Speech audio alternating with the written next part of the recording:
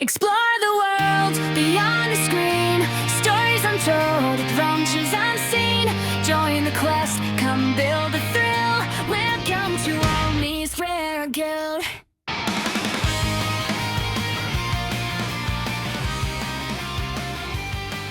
Welcome back, adventurers, to the Anime Explorer Guild, your guild for exploring new anime worlds.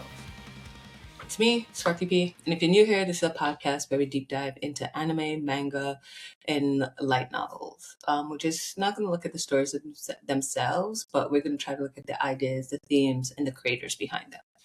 Last week, we launched with our test pilot episode, just me talking. I just wanted to see what it would look like. And I just talked about one of my all-time favorites, One Piece, right? That episode was just me getting comfortable behind the microphone, sharing why I love anime so much, and maybe doing the editing and stuff. So it's a little rough. Hopefully we get better from here. But now that we have officially opened our doors, my little guild, anime guild, don't laugh at my name, it's time to start our real expeditions. So every week we're going to explore new series. Sometimes it'll be a big popular anime everyone knows, and sometimes it'll be something obscure that I think deserves a little more attention. And sometimes it'll be something dark, weird, emotional, or completely unexpected. Today's story falls into that last category.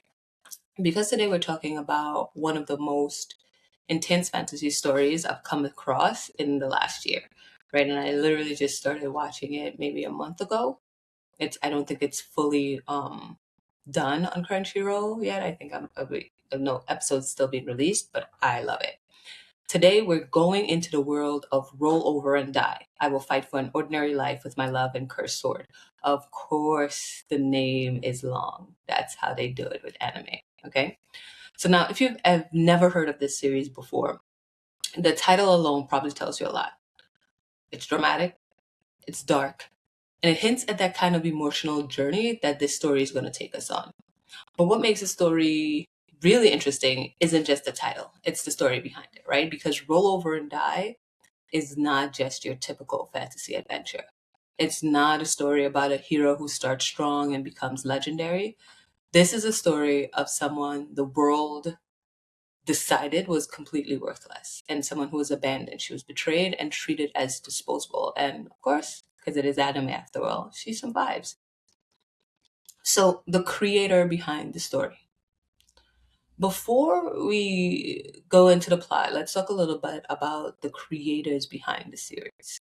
The story was written by Kiki, a light novel author who clearly has a talent for writing emotional, intense stories, right? The illustrations are done by Kanata, whose artwork really helps bring the dark tone of the series to life, right? If you're familiar with light novels, you know that the illustrations play a huge role in shaping how we imagine the characters and the world. In this case, the art style really complements the story. It has this slightly eerie atmosphere that fits perfectly with the darker themes of the narrative. The series started as a light novel and then later got a manga adaptation. And it's one of those series that gained a lot of attention among fans who enjoy that darker fantasy. Because once you start reading it, it's really hard to forget. Okay. And so the premise of the story is let's talk about the basic premise, right? It centers around a girl named Flume Apricot. And from the beginning, Flume's life is not easy. She grows up in a world where people's value is determined by their abilities, as most of these anime sets it up, right? And then in this fantasy setting, every person has a special skill. Some have powerful combat abilities, some have magical talents, some have rare powers that make them extremely valuable. Um, and those abilities determine your place in society. And if you have a strong ability, you become a famous adventurer. It's a story that we've seen a lot, right? The hero party. You can join the hero party, become rich, powerful, respected. But if your ability is weak or considered useless, you become expendable. And unfortunately, that's exactly what happens to Flume. Her ability is called reversal. And according to the system that is doing the evaluation of abilities in this world, that reversal ability is considered completely worthless. So imagine growing up in a world where everyone is told they have a purpose, except you. Popular theme in anime, right? Everyone else has a skill that makes them valuable, but yours is labeled useless. That alone will be devastating for most people. But Flume's situation gets even worse. The hero party. At some point in her life, Flume is recruited into the hero party. Now, if you watch a lot of fantasy anime, you know what that usually means, right? The hero party is a group of adventurers chosen to defeat the monsters, explore dangerous areas, and ultimately save the world. So joining the hero party should be the beginning of an incredible adventure. But for Flume, it becomes the beginning of something much darker, right? Because the other members of the party don't respect her. They don't see her as a teammate. At least at first, that's what it seems like, that all the other members don't see her as a teammate, right? And that they see her as deadweight. That's the impression we're given in the beginning. So someone who has only So she was someone who was only included because the system required another member to join, and that's why she got recruited, right? And because her ability seems useless, the rest of the party treats her horribly. That is how we are introduced to her, and they mock her, they insult her, and they make it very clear that they think she doesn't belong there. And if that sounds harsh, it gets worse because eventually the cruelty escalates into something truly shocking. One of her own teammates, of course, betrays her. And instead of protecting her like a hero should, he went ahead and sold her into slavery. Right? So just think about that for a moment. Someone who was supposed to be her ally, someone who was supposed to fight beside her, decide that her life has so little value that he could literally just sell her into slavery. And that moment is the turning point of the entire story. Because from that moment on, Flume's life changes forever. Why this story hits so hard? One of the reasons this story is so powerful is because it takes a very familiar fantasy setup and then flips it. In most fantasy stories, the hero party is the symbol of hope. They're the good guys, they're the people saving the world.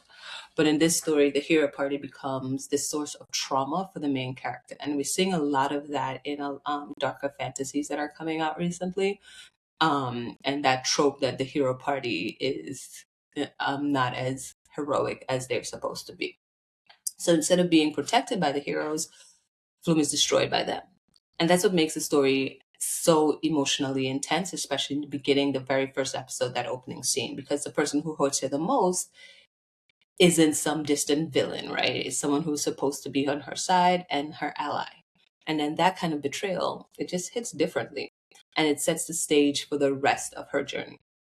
Because once someone has been treated that way, when someone has been told over and over again that they're worthless, the question becomes, how do they move forward? How do they rebuild themselves? How do they find a reason to keep living? And that's the question at the heart of Roll Over and Die. So we're going to dive deeper into what happens after that betrayal, right? Because her story doesn't just end when she's sold into slavery. That's actually where the real story begins. And we're going to talk about it. So we're going to get the cursed sword, because that's important, right? It's in the title. The cursed sword that changes everything. How Flume learns to survive, and how someone who is treated as worthless begins to fight back against the world that abandoned her. Take a breath though, because it gets a little darker. Okay? So we talk about, let's talk about Flume a little more. Okay? Because her ability is called reversal, and the system evaluates that ability as completely useless, and she is belittled, right? Her daily life is hell. She's sold into slavery.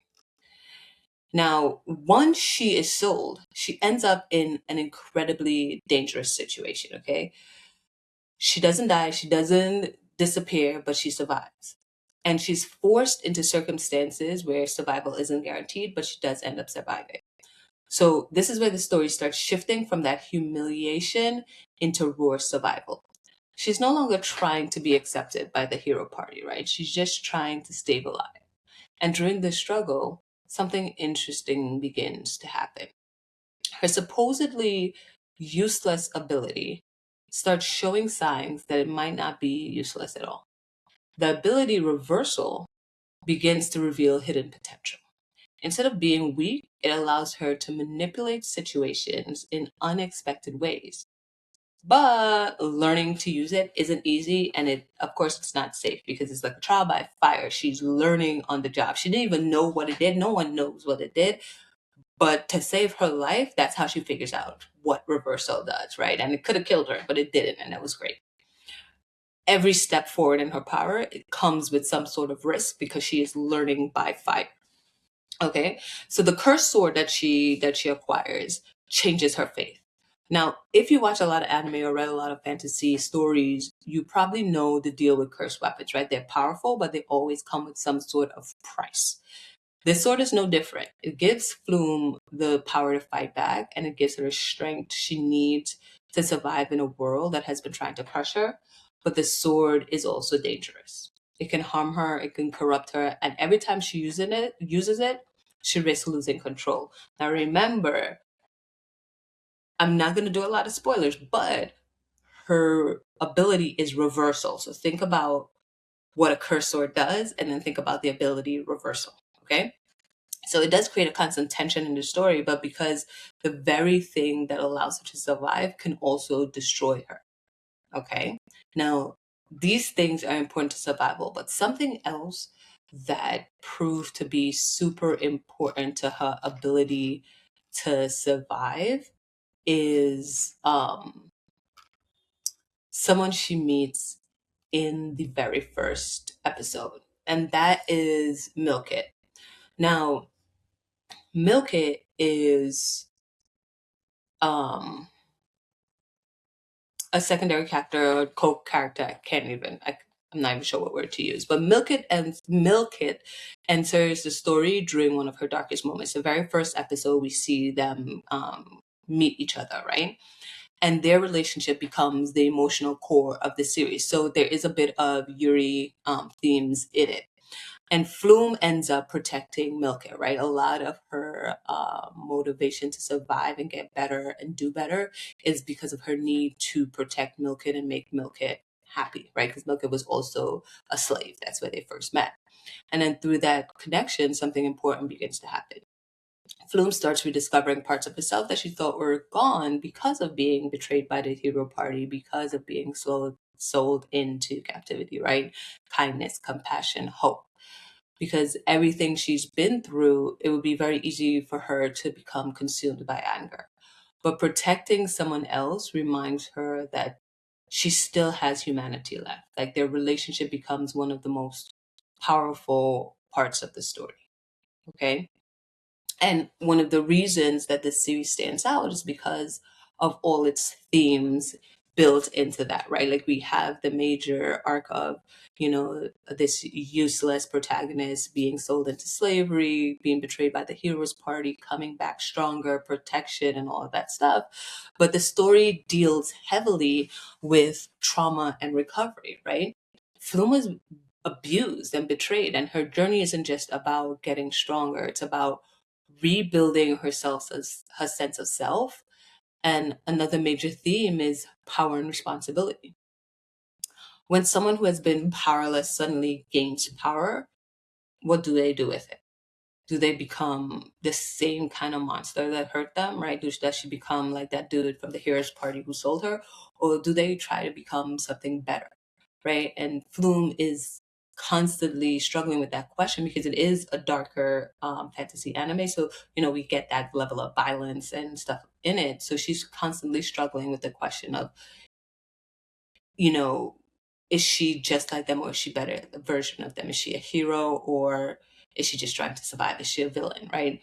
And that internal conflict makes her a very compelling protagonist. right? And stories like this resonate. Stories like Roll Over and Die resonate with a lot of people because they explore something very real. The idea of being underestimated, the idea of being told you're not good enough. Many people have experienced that feeling in real life. And stories about characters overcoming those judgments can be incredibly powerful. Flume's story isn't about becoming perfect. It's about refusing to stay broken. And that's something a lot of people can relate to. Um, Creator spotlight, right? So the author Kiki created this story and it stands out in the fantasy genre because of its emotional intensity. And the illustrations by Kanata help reinforce that darker atmosphere of the series. And they build a story that blends dark fantasy action with emotional storytelling. And that combination is one of the series that, the fan base is getting so big. I don't know if I said that before, but it definitely it's getting its following and it's definitely starting to get the recognition it deserves. And if you haven't checked it out, you must, right? Like, so should you explore Roll Over and Die? If you enjoy dark fantasy stories that focus on character growth, emotional trauma, and survival, then yes, the series is intense, sometimes uncomfortable, but it's also powerful. Because at its core, it's about someone who refuses to let the world define their worth. So let's dig a little deeper into how the story handles the idea of power. Okay, in a lot of fantasy, anime, and light novels, power is pretty straightforward. The main character starts weak, trains hard, unlocks abilities, and eventually becomes incredibly strong. It's a formula that works super well for action stories, and honestly, we all enjoy watching characters grow stronger over time, right? But in this story, power is much more complicated. For Flume, gaining power isn't just exciting, it's this terrifying experience. Because, as I said before, everything she does towards getting stronger pushes her closer to actually losing control, right? The cursed sword she's wielding is not a heroic weapon. It's dangerous, it's unstable, and it feels like it has a will of its own. And that creates a interesting dynamic for the story. So instead of watching a character become stronger, more confident, we're watching someone constantly walking a dangerous line. Flume wants to survive. She wants to protect the people who matter to her, but the very power she relies on might eventually consume her. That kind of tension keeps the story feeling unpredictable. And then another interesting thing about this series is how it handles the idea of trust. When we first meet Flume, she's already experienced something traumatic, right? Incredibly traumatic, being betrayed by her own party. So this shatters her ability to trust others. And honestly, that reaction feels super realistic, right? Like, who's going to trust anybody after they sell you into slavery? And a lot of these fantasy stories gloss over the emotional trauma to just jump into, the character leveling up. And the characters experience horrible things and then bounce back almost immediately. But in this series, the emotional damage actually matters, right? She doesn't suddenly become confident or fearless. She's cautious. She's guarded. She struggles with believing that anyone might actually care about her. And that's why the relationship with Milkit becomes so important, right? Milkit represents something Flume thought she had lost forever. The possibility of that genuine connection, that genuine human connection. So when Flume protects Milkit, it's not just this act of heroism, right? It's a step that she's taking towards rebuilding her ability to care about someone, to care about people, to trust people. And I think that's one of the reasons that the readers in the light novel and the watchers of the anime connect with this story so strongly. Right? It's not just about defeating monsters or gaining levels, it's about healing from the emotional wounds. And of course, you see more of that story and that conflict within the light novel and the manga as opposed to the anime, but it's still there, right? It's still easily seen. And it's it's such an integral part of the story that it won't move forward without it, right? Like being able to deal and heal from those emotional wounds. So another thing I want to talk about in this series is how it fits into this broader fantasy genre, right? I've been watching anime or reading light novels for a hot minute, and you probably noticed that the fantasy genre has gone through a lot of drift and trends over the years if you've been doing the same thing. For a while, we had this rise of isekai stories, right? Characters being transported to another world. We had Sword Art Online, ReZero starting a life in another world. That time I got reincarnated as slime. All of these becoming super popular. But alongside those big titles, another subgenre started gaining attention, this darker fantasy stories that explore suffering and this psychological struggle. And that's where Roll Over and Die really fits in. It's not just about adventure, it's about survival. And the tone of the story reflects that. The world feels harsh, dangerous, and cruel, right? But at the same time, those darker elements make the hopeful moments feel way more meaningful. So when Flu manages to protect someone, when she finds a moment of peace, when she realizes she might actually deserve happiness, those moments feel powerful because we've seen how much she's endured. And another interesting thing about that is that as we're watching her grow and endure, we also seeing those emotional um, wounds and trauma start healing. And it's not linear, right? It's like any real emotional trauma. It's not a linear healing and growth. It's very much tied to her story and has its ups and downs, right? Another interesting aspect of this series is the way the power system works. I talked a little bit about it. I can't remember exactly what I said, but in many fantasy worlds, right, abilities are super straightforward. Gain levels, learn spells, unlock stronger attacks. In this story, these abilities are super closely tied into identity. So Flume's ability reversal was originally dismissed as useless. We talked about that. And that judgment shaped the way everyone treated her. But as the story progressed, we start to realize that the ability was misunderstood and that the idea is actually really interesting when you think about it.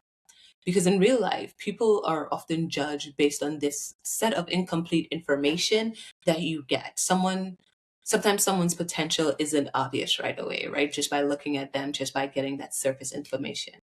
Sometimes a talent that seems insignificant turns out to be so incredibly valuable in the right situation.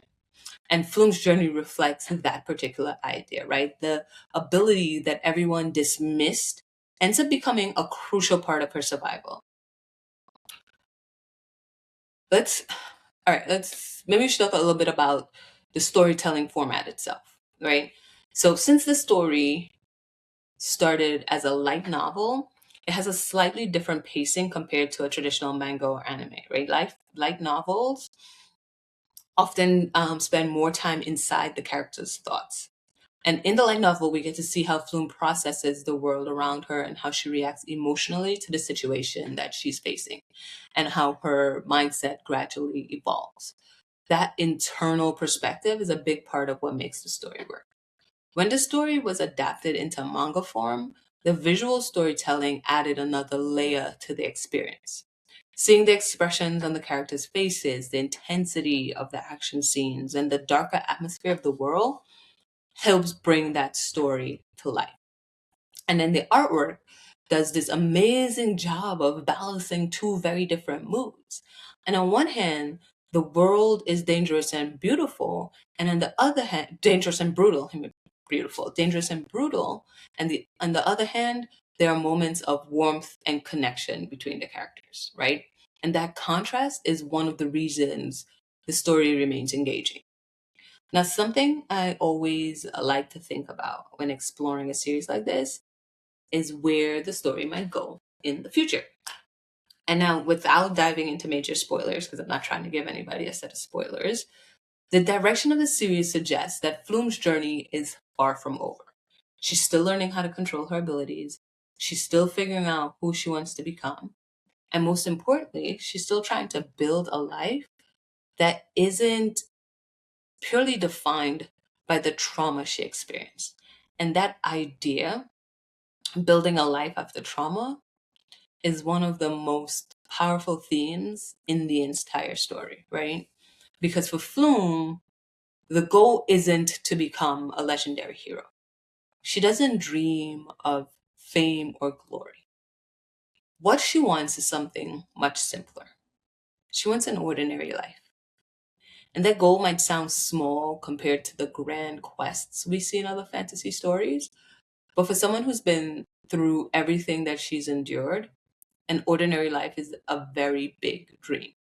And that dream gives the story its emotional core because it's not about conquering the world, it's about finding a place in it. And I think that's why the story resonates with so many readers and watchers. And the anime is just getting started, right? Because deep down, most of us want something similar. We want safety, we want connection, we want a life where we simply exist without constantly fighting to survive. And Flume's journey reminds us how precious those things really are, right? So if you want, give it a try. Give the light novel, the manga, or the anime a try. The anime is still in works. And I think first season will be about 12 episodes. They're not all out yet if you're watching on Crunchyroll. Um, so definitely give it a try. Okay? All right. That wraps up today's expedition. Thank you for joining me on another journey into the worlds of anime and manga. Next week, we will explore another series and dive into another world. Until then, guild members, keep exploring. Keep watching great anime. Keep reading great books. Keep reading great manga. Keep playing great games. And we'll see you on the next adventure. This has been the Anime Explorer.